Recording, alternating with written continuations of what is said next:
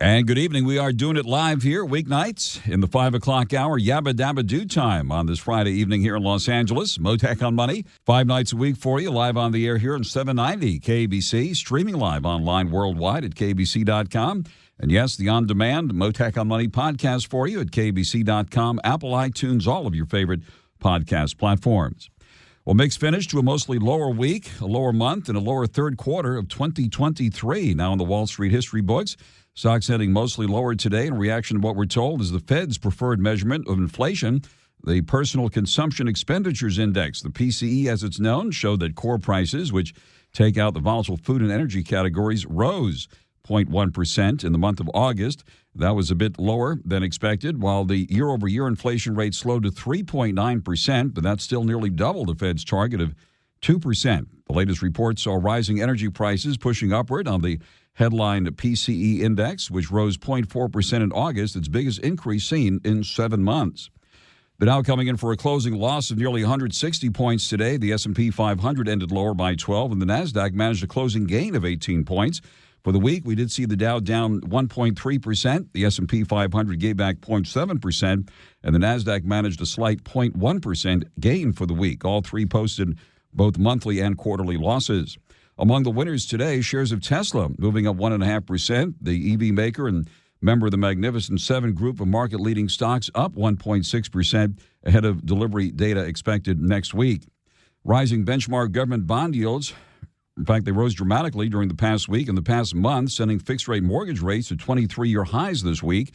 Today, those bond yields eased a bit. For example, the yield in the 10-year note, which impacts the fixed-rate mortgage rates, fell to 4.57%, although it remained near 16-year highs reached earlier this week. In other news on the economy, the Bureau of Economic Analysis estimated that personal income rose 0.4% in August, while consumer spending also increased 0.4%. That's the American way. After the closing bell, shares of Smile Direct Club got their teeth knocked out. Smile Direct Club shares plummeted in extended trading this afternoon after the company said it had voluntarily filed for Chapter 11 bankruptcy protection as the company's founders seek to recapitalize the teeth-straightening business. Well, with the U.S. government shutdown imminent, the question being asked today, what happens to the economy? Last month, Fitch Ratings downgraded the U.S. credit rating by one notch on the back of the debt ceiling crisis and political divisions in Washington. Earlier this week, Moody's warned a shutdown would negatively affect the government's credit. It currently lists the U.S. as having a AAA rating, the highest possible.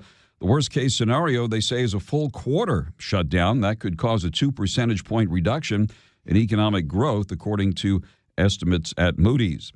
In case you hadn't noticed, gas prices continue to soar here in Southern California as the price of oil hovers above $90 a barrel, and California has its own unique issues. I'll discuss what's happening here as prices appear to be heading for record highs now. Top oil industry analyst John KILDUFF at Again Capital and CNBC contributor and longtime contributor to this program will be joining us live later this hour for an update. A celebration of business in Beverly Hills on the occasion of the annual State of the City address organized by the Beverly Hills Chamber of Commerce. The mayor of Beverly Hills, the Honorable Dr. JULLIAN Gold, M.D., will be joining us live later this hour. But first, on the markets, the economy, inflation, the whole works. Joining us live now, Brian Perry, Chief Investment Strategist and Portfolio Manager at Mint Asset Management at mintassetmanagement.com. Also author of the 25% Cash Machine. Brian, thank you very much for taking the call. It's been a while since we've chatted behind live microphones. A perfect evening to do this with you as the quarter is wrapped up, the week is wrapped up, and the month is wrapped up. Rough month of September. Give us your assessment of things here at the moment. Thank you, Frank. Oh, it's really great to be with you and your audience. There is a lot to work with this past week here, and we did end on a sour note here at the end of the day here, even after getting a decent PCE number here. There's just too many other events here that are colliding at one time here. You have a confluence of negative situations here with this government shutdown, which taking place. The expanded auto strike, which is now affecting a couple other major plants. You've got the student loan repayment kicking in here on October 1st. You've got Europe really showing some slowing data here for Germany, which is that's their cornerstone economy, really starting to show signs of slowing here, even as inflation has been coming down, but their growth rates starting to recede. Oil prices still up around $90 per barrel. you've got the market being, really dominated by these same-day, zero, dated option trading here by high-frequency traders, which is really exacerbating the volatility. And, you've got the Treasury here also issuing $134 billion worth of debt just this week alone in order to not only just pay, to raise money to pay the debt ceiling, but to raise cash so that they're kind of positioning themselves to go into the new year, in a presidential year with a cash cushion so they don't have to keep coming back to the till, every 45 days to raise the debt ceiling and do this all over again. This rodeo is getting a little bit old for Wall Street. So all these things combined was not able to, really overcome. And plus today was options expiration for September. So in general, you had a really decent number here, on the PC number, where, the P at 0.1%, for the core number, it still doesn't hide the fact that people still see the gas pump and the grocery prices as their number one kitchen table budget item that they're concerned about most. And that's something that we just came under 4% for the first time in like 17 months, annual rate of 3.9%. It's still not even close, about half of where the Fed wants to be. And I've been saying that, for a long time that's probably not going to happen here because real rates are going to remain higher for longer simply because the credibility of the United States has taken a hit. You've got this border crisis. You've got lawlessness in the streets. You've got leadership woes, a huge vacuum in Washington now with a shutdown. So when people look around the world, it's like, well, if I'm going to buy, U.S. debt, because of how their house is not in order, I want to get paid more. And so even if inflation comes down a bit, to say 3%, as Ray Dalio was saying earlier this week, who's like the biggest hedge fund in the world, real rates will probably remain stronger until the rest of the world is convinced that that we're committed to a better structure than what's currently at play. And I think that's very accurate. And the Fed also talking about higher for longer last week because they're probably overshoot. They don't have any bankers on the federal board of governors here. They're all lawyers and economists. So it'd be nice to have a banker that could help them basically anticipate the issues instead of reacting to issues. And this is how the Fed's been operating for the last 2 years, Frank. So I'm frustrated by that. And I know the people talk about Jay Powell as being a great, Fed chairman and all that. But I think at the same time, they're going to pause now because there's the probability of the Fed Watch tool, which is basically operated by the bond futures guys. They're saying that there's an 85% chance they do nothing at the November 1 meeting, and there's basically a 67% chance they do nothing at the December meeting. At the same time, they're marching out all these CEOs saying, well, they're looking for another 1 or 2% rate hikes by the end of the year. It's very conflicting data, and it doesn't help the market to find its stability when you've got leaders of banks that are not watching the futures markets for whatever reason. And at the same time, the data's coming in saying, Europe is starting to come to a serious pause on economic growth, and the U.S., with all its issues here, probably will not see any rate hikes. I think the Fed is done.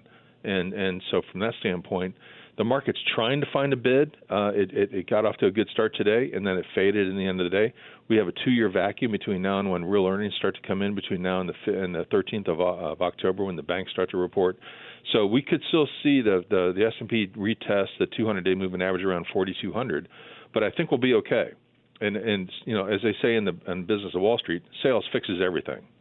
On the air live with Brian Perry, Chief Investment Strategist and Portfolio Manager at Mint Asset Management. And you were absolutely right. A lot to unpack here, Brian. You do a terrific job in explaining all this, and appreciate that thorough analysis here. And P.S., real estate certainly an issue here with mortgage rates at a 23-year high. Commercial real estate very much under pressure on. If you saw the headline here in California, San Francisco office vacancy hits a new record high. Rates continue to drop, and certainly that's impacting many of the banks out here in the West, as we've seen earlier this year with several bank failures. What's your assessment of here on the other important part of the economy, real estate, coming under pressure here now?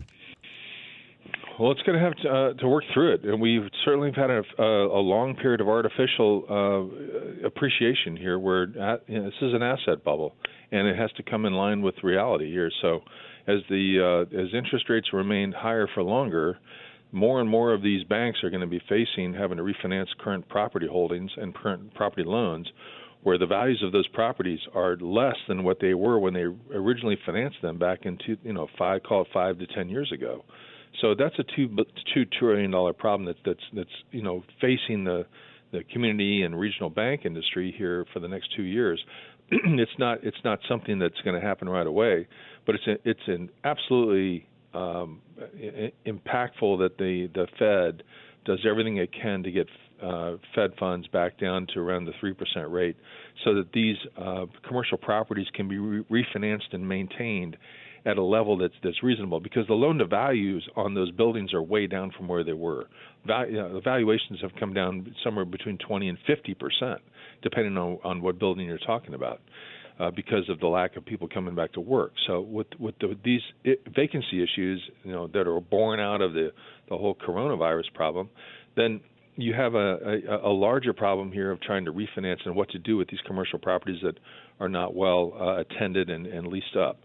So the banks are and they still are facing a lot of outflows, with people leaving the banks to go to Charles Schwab's and the other online banks, for higher yielding deposits. In terms of real estate, it just seems like there's a comeuppance here it's going to take lower interest rates to manage through that, because this is what they do in Hong Kong and other places like Singapore. When you get into this problem here, you basically refinance in China. You refinance everything for basically much longer terms at favorable rates in order to save the situation, and that's what's going to happen here, Frank. On the air live with Bryan Perry. At this point, Bryan, with the kickoff to the fourth quarter coming up here on Monday, where are you putting money at this point, and where are you taking it off the table? Well, there's always bright spots, and one must look at the where the money's being spent, and certainly infrastructure. The passage of the infrastructure bill, last year is starting to kick in now. So the companies that are going to generate a tremendous amount of top and bottom line profits and revenue will be that of the engineering companies here. So certainly Jacobs Engineering, symbol J, MCOR, symbol EME, Fluor Corporation, symbol FLR. They're all in very powerful bullish uptrends. So people should look at those names as a place to take advantage of a massive tailwind for the infrastructure program here. Also, with the economy starting to show signs of picking up speed, then transportation companies here look really good to me. But they got to be the right ones with great management. It takes excellent logistics to do this. So, XPO Corporation, XPO Rider Systems, symbol R, and also Union Pacific, the railroad, which really brings in most of the finished goods back and forth as opposed to commodities. There's a bull market going on in uranium right now, because there's a worldwide report out there that literally there's a tremendous amount of demand for very small nuclear reactors in a lot of emerging markets out there around the world. So a couple of the uranium prices are on fire. So there's a stealth bull market going on in uranium here, and the two ETFs out there are URNM and URA for people that want to play the nuclear energy cycle when in a sustainable energy type of a play. And beyond that, it's if I was to buy a financial, then you're looking at J.P. Morgan, which is probably going to continue to do well from the failure of others. And simply Visa has pulled back here to its 200-day moving average. It looks pretty good to me as well. All right, certainly oil and gas prices have been a big story this month, Bryan. We're paying nearly $1 a gallon higher here in Los Angeles than we were paying just a month ago. The price of oil now still above $90 a barrel. Where do you see oil go from here? And obviously with the consumers hurting, certainly from investment standpoint, there seems to be opportunity here as we've seen the oil stocks move up. Give us your assessment of what's happening with the gas and oil story. Well, there's an old saying on Wall Street, Frank, that higher prices takes care of higher prices. So demand at some point here will start to become a pivot area where people will just basically, consider what they're doing in terms of spending money on energy. Oddly enough, the refining Hey, it's Rich Eisen. You want an exciting and fast-paced podcast based on one of the most popular segments in the history of The Rich Eisen Show? Well, you got it. Overreaction Monday, hosted by me, Rich Eisen, and my compadre, Chris Brockman. And every Monday, we're going to dive into the headlines from pro and college football and overreact. Are you ready, Chris Brockman? Yay or nay? Yes, Rich. No holding back, buddy. I'm coming for you. Absolutely what you need to hear. Overreaction Monday, every single, wait for it, Monday, wherever you listen. Refinery stocks have rallied along with oil price stocks. Normally, that's a counter lever where you see oil prices move higher and then refinery prices move lower. But demand for gasoline, diesel, jet fuel, solvents, and things like that, lubricants, is quite high. So as oil prices, I think, are going to taper here, based on they've run up fast, and a lot of that's from a lot of speculation. But the refining names, and also really the oil service names here, because the oil inventories are at record lows right now. So you can look at names like Noble Energy, NE, or Valeris, VAL. Other names like in the refineries like Valero, VLO, and Marathon Petroleum, MPC. Those are all going to do well here because we still need to find new resources of new reserves to replace those that are out there because of the cutbacks in production by Russia and OPEC Plus, and at the same time be able to deliver to the world these finished refined products here from crude oil. So the refiners look good here, and they're pulling back hard right now, and it's a great time for people to take a hard look at maybe picking up some of those. Interesting, and of course we are seeing higher oil prices even as the dollar has firmed. Usually we don't see that either. Of course, the cryptos do what they do. They had a run up from the big washout last year, and right now Bitcoin hovering at around the 27,000, just below 27K. Any thoughts about the dollar here and also the cryptocurrencies before I let you out the hook? Well, two things here. Well, you've got the dollar's moving higher as rates move higher here. Dollar is still king out there, regardless of the debt ceiling, because we're still our debt to GDP is still considerably less than that of China or Japan and other parts of Europe. So the dollar still rules, and it's moved up from the DXY, which is a dollar index, it moved from 100 to like 104. So that's still strong. And as long as the Treasury market's going to pay 5.5% for 6-month bills, the dollar's going to remain strong. So that's okay. It's going to hurt some multinational earnings here for those that trade overseas, 60% of revenues. But with Bitcoin, Bitcoin found decent support at 25,000 here to 26,000, looking okay. I like Coinbase here. They're going to this whole ETF launch is going to be Coinbase is going to be the custodian for all that for Fidelity and other names. So that looks good. And Coinbase has been monetizing their model here very well here with a lot of net interest income here has just been exploding higher. So I do like Coinbase here as the kind of the go-to exchange for trusted ETF trading here for what's coming forward with these spot ETFs. All right, and last but not least, the writers and the studios came up with a deal this week. We saw the actors back on the picket lines today. Still no deal there. And you mentioned the UAW strike. The labor issues continue. What about the media names, and what about the auto stocks here? It's really hard to make sense of what I've been looking at Netflix here. It's been pulling back big time, and I thought that with this ability to get rid of the duplication of account numbers and all that kind of thing, so it's right back down to this 200-day moving average here, right around 375. People should take a look at that. If that stock holds 375, then they've got very smart management, and so I would take a look at that here because it's coming down from 450, big pullback here, but right to key support, and secondly with the auto stocks. That's getting messy. That's just expanding here to Ford, Stellantis, and it's going to expand further. It gets there's a lot to say about that, but in short term, Tesla's the big winner here. They don't have a union. They're the only U.S. automaker that doesn't have a union. Then their Model 3 right now goes for around $40,500. After you back out the $7,500 federal tax credit, which it did qualify for here as of June 1st. That car, which is the gold standard in the EV market, is only $33,000, and that's probably they're going to sell a lot of cars in that price range, Frank.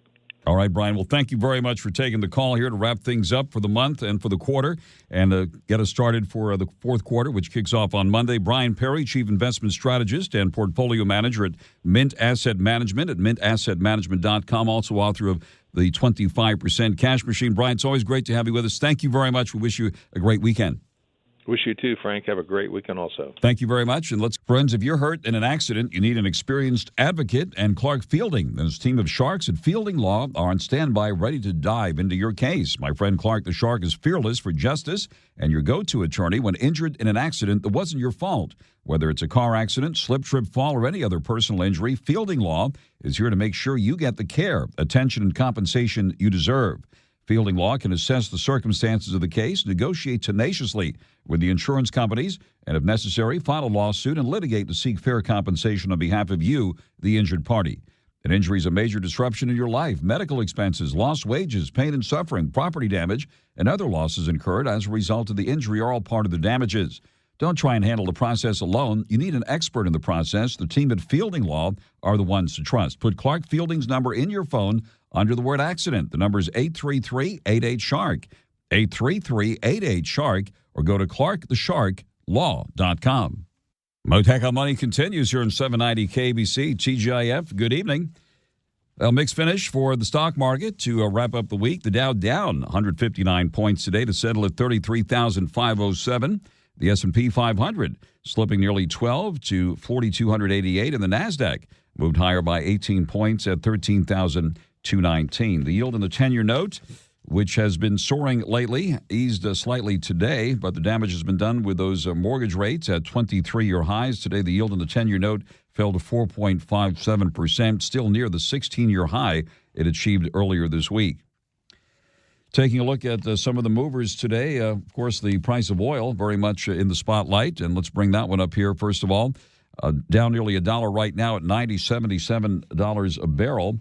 We'll be talking to oil industry analyst John KILDUFF at Again Capital and CNBC contributor, longtime contributor to this program, shortly about what's happening with oil prices and gas prices soaring here in Southern California near the record highs at this point, with regular averaging $6.31 a gallon in the L.A. Long Beach area. Taking a look at some of the movers today, we see shares of Nike moving up nearly 7% after the athletic gear maker reported better than forecast earnings. Walgreens moving higher by about 6.5% following a lackluster session yesterday. And shares of Tesla, as mentioned, moving higher today by 1.6%. That's part of the Magnificent Seven group of market-leading stocks moving higher ahead of delivery data expected next week. And shares of Smile Direct down significantly, plunging as much as 85% after hours today. This after the company announced it was voluntarily filing for Chapter 11 bankruptcy protection. Mottek On Money continues here on 790 KBC. Good evening. Inflation on full display at Southern California gas pumps. In case you hadn't noticed, prices are soaring. We've had eye-popping jumps almost daily for the past month or so. The price of oil hovering above $90 a barrel. California has its own unique issues. Of course, the state's high taxes, too, and environmental costs and policy here impacting the price at the pump. It's hard to believe that 100 years ago, California accounted for 25% of the world's oil production. Different story nowadays, given what's happening. We're paying more than $1 higher than they are in Hawaii, which is in the middle of the Pacific Ocean. Joining us live now to discuss what is happening, top oil industry analyst John KILDUFF at Again Capital and CNBC contributor, longtime contributor to this program. John, thank you very much for taking the call here on really the big story facing consumers and certainly a big story in the market, too, with the oil companies very much in focus this month and this quarter. Give us your assessment of things here at the moment. Yeah, well, Frank, as we've talked about, as you were just mentioning and highlighting, California, that the policymakers there have made California an island unto itself in terms of gasoline supply. Given the strictures from the California Air Resource Board and other measures that have been implemented over the years, you really can't even import extra supply from either, Gulf Coast states. I know there's some logistical issues with that, but even from neighboring states that have refining assets that could otherwise supply your market. I do have some good news, however, for... Introducing Rich Valdez, America at Night, the podcast. Welcome to the conversation, familia. A perfect blend of news and entertainment, interviews and insights. Eye-opening, nothing very surprising, but definitely eye-opening. America's nighttime town hall whenever you want. What else could it possibly mean? Rich Valdez, America at Night. Let's get to the meat and potatoes of it. Follow the podcast wherever you listen.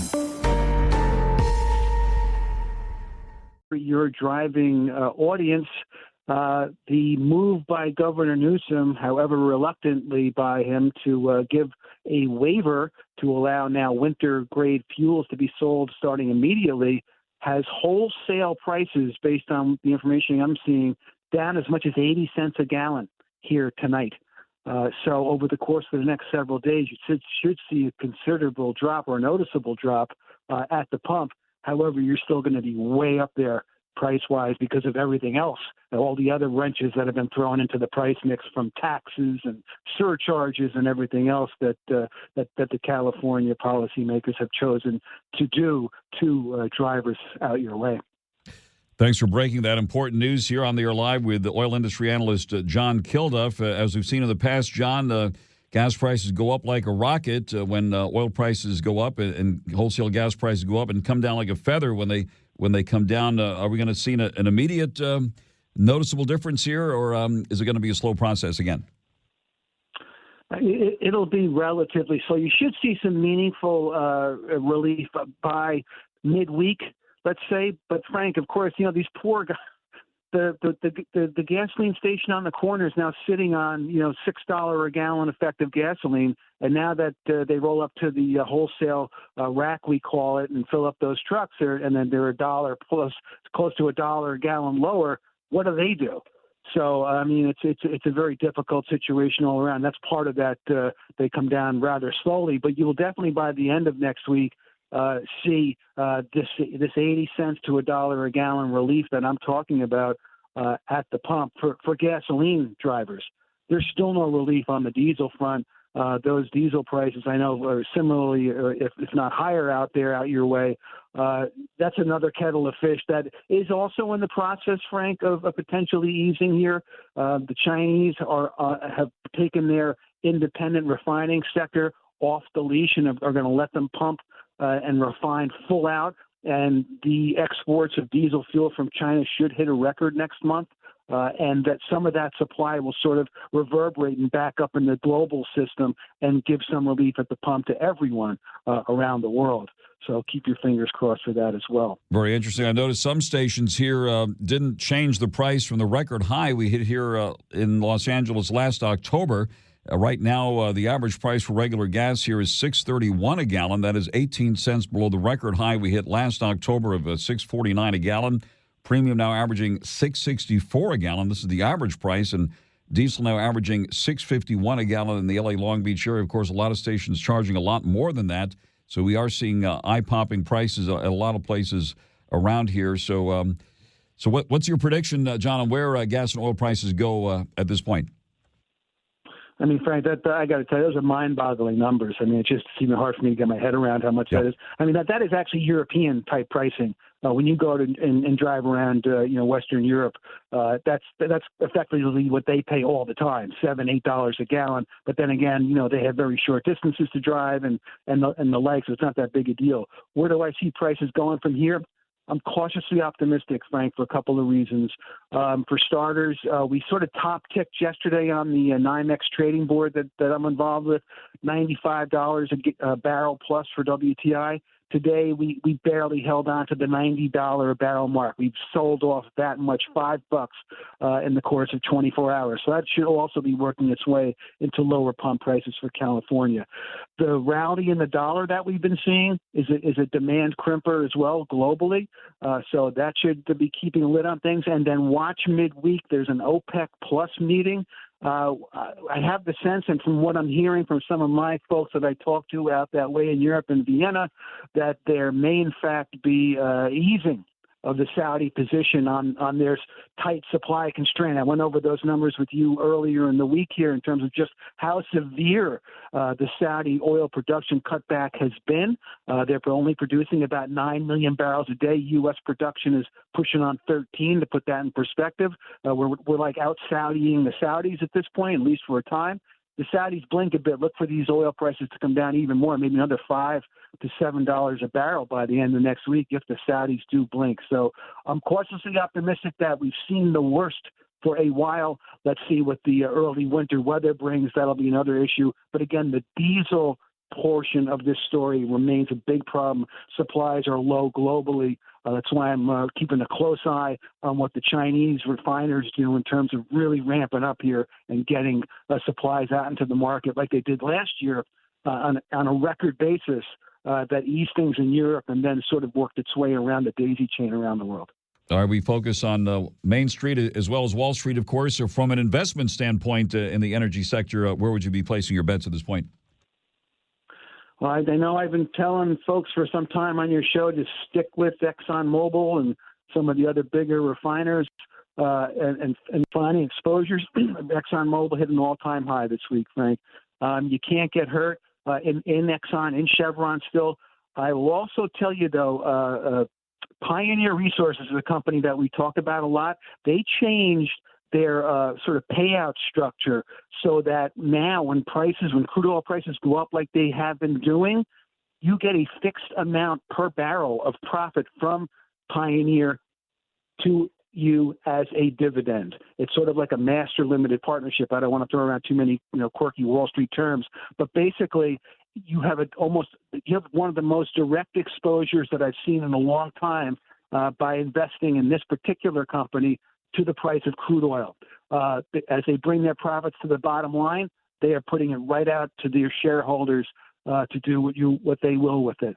So that's a big company to watch. I'll be fascinated to see how this formula is going to work now when they report their Q4 earnings in a couple of weeks. Oil industry analyst John Kilduff. John, thanks very much for taking the call, and hopefully we'll see you out here in Los Angeles one of these days where I'm going to take you for a very expensive night out sometime. We're going to go to the gas station.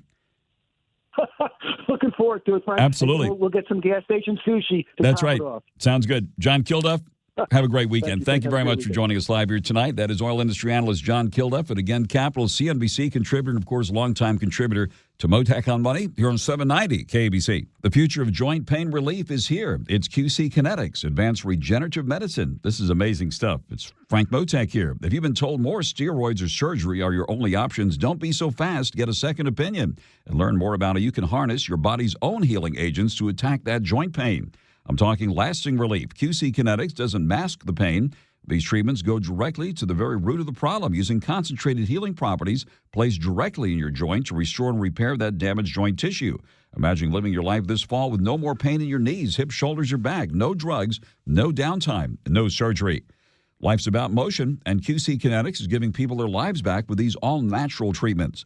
Call QC Kinetics for a free consultation, the nation's leader in regenerative medicine.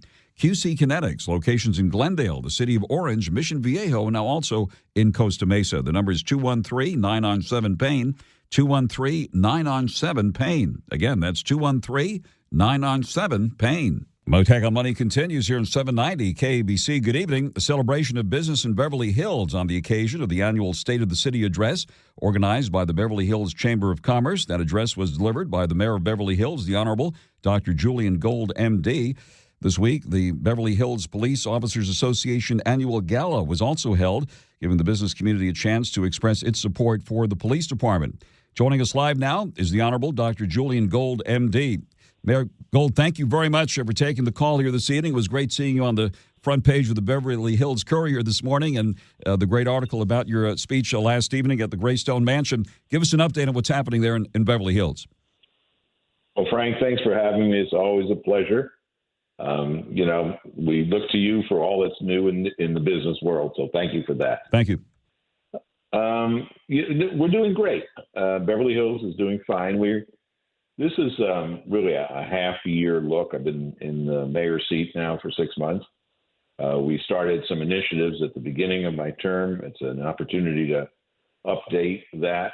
We've also had the opportunity to look at the city's financial health, and it's an opportunity for us to update the business community on that. You know, interestingly, we've done well. We're back to 2019 levels for most of our different tax revenues. The one that still lags is the TOT, or hotel tax. What we're seeing is, interestingly, higher prices but fewer visitors. And that's still a little bit of a lag. But other than that, all of our markets seem to be doing really well. That is great news to hear. That is great news, Mayor. Yeah. And let me ask you this. Of course, certainly the police department there is getting a lot of attention, doing things right, and arresting those responsible for some of these smash and grab incidents that we see occasionally there. Tell us about the city's support for the police and what's happening on that front. Great question, Frank. We've been fortunate in the last couple of years. We've really not had smash and grab. But we attribute that in large part to the support that the police have gotten. So for the first time in quite a while, maybe a decade, we're actually at full staff for police, 145 sworn officers, which is a number we've tried to get to for a long time. We're finally there. But along the way, and the way we did that, by the way, is we pay our police officers more than any other agency in the area. So that obviously is a big attraction. Our benefits are great. And, of course, the working environment and the community support for the police all make for a really nice package. Along the way, our police chief, Chief Stainbrook, has had some innovative ways of policing. And so now much of what we do is done with technology. We have 2,500 cameras. We actually have a drone we affectionately call Hawkeye, which flies most of the day. And all of this information comes into a real-time watch center where we have 6 people really watching the cameras, watching the drones, hearing the 911 calls. We have the command staff of the police there, and we can dispatch our police very quickly. We've had days where we've had them in handcuffs in less than 2 minutes. So we're catching the bad guys. That is very, very impressive, and certainly the envy of many cities really around the world at this point. And Mayor, as we approach the holiday season, it's hard to believe that tomorrow's October already. Beverly Hills is going to be a beautiful place for the holidays. I know you've had some big grand openings there recently, and of course the hotels and all seem to be quite busy there. Tell us what's ahead on the business scene as we get into the holiday season. Well, we love the holiday season. We decorate the city, and we really try to make it as inviting for all of our guests as we can. Our stores are open. They're going to be very pretty. And we spend a lot of time and money. You know, part of what, just back to what we were talking about before with the police part of this, what we've heard from not only our residents and our businesses, but really from the visitors to the region, because of the media attention to crime in the area, there are visitors, mostly from overseas, who are nervous about coming to Los Angeles. And unfortunately, you know, we all get painted with the same brush, right? If they see a smash and grab in a different part of LA County, they think it's here. And, you know, we're here to say to everybody that not only during the holiday season, but at all times, we're a very safe community and very protected. With that in mind, we have our kickoff to the holiday season planned for November 16th, the evening of November 16th. We do this each year where we have a holiday lighting ceremony. You know, we do food and entertainment. We'll have fireworks. We'll have Santa and a very well-known entertainer to come entertain everybody. So we're ready, and it's just the kickoff of what we hope to be is a spectacular holiday season. Wonderful, Mayor. Well, thank you very much for that wonderful update on what's happening in the beautiful city of Beverly Hills. And thank you certainly for your leadership, get everyone through the pandemic with your great medical background. Very much appreciated all of your updates during those days and look forward to speaking with you many more times. That is the Mayor of Beverly Hills, the Honorable Dr. Julian Gold, M.D., joining us live here this evening. Mayor Gold, thank you very much. We wish you a wonderful weekend. And you too. And thank your assistant for her help also. Oh, yes, that is the wonderful Catherine Mottek taking the calls here this evening. Mayor Gold, thank you very, very much for joining us here tonight. And this is Mottek On Money on 790 KABC. I'll be back again to kick off the fourth quarter of 2023 on Monday in the 5 o'clock hour. We do it live right here at 5 o'clock on 790 KABC. This is Mottek On Money. Have a great weekend. Mottek On Money, 790 KABC. You loved Lala Kent on Vanderpump Rules. Now get to know her on Give Them Lala. I feel like I have friends in this camera. I know. I love that you're looking at the camera. No, you do have friends. No, I know. Anyone I feel watching like they're you. all here. Yes. We're all just like hanging out. Ocean's very into thumbs up right now. And she's like this in her face. Thumbs up. We do it all the time. She loves that face. I love that. Give one to your friends. Watch what Lala is talking about on YouTube or search for Give Them Lala wherever you listen.